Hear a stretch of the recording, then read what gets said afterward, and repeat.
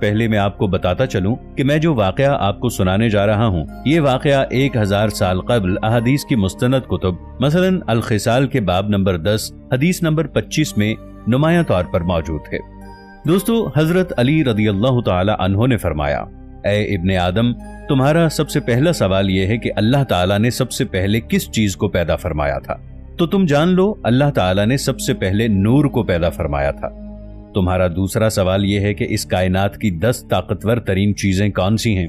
तो अल्लाह ताला ने इस पूरी कायनात में सबसे ज्यादा ताकतवर पत्थर को पैदा किया। अल्लाह ने इससे भी ताकतवर चीज लोहे को पैदा किया जो पत्थर को काट सकता है। इसी तरह आग को लोहे से भी ज्यादा ताकतवर बनाया जो लोहे को पिघला देती है। आग से ताकतवर पानी है जो आग को बुझा देता है। पानी से ज्यादा ताकतवर बादल हैं जो पानी को आसमान पर उठाए फिरते हैं। बादल से ज्यादा ताकतवर हवा है जिसकी वजह से बादल आसमान पर इधर उधर उड़ते रहते हैं। हवा से ताकतवर हवा का फरिश्ता है जो हवाओं को जमीन पर चलाता है। हवाओं के फरिश्ते से ज्यादा ताकतवर मलकुल मौत है जो हवा के फरिश्ते को भी अल्लाह के हुक्म से मौत दे सकता है।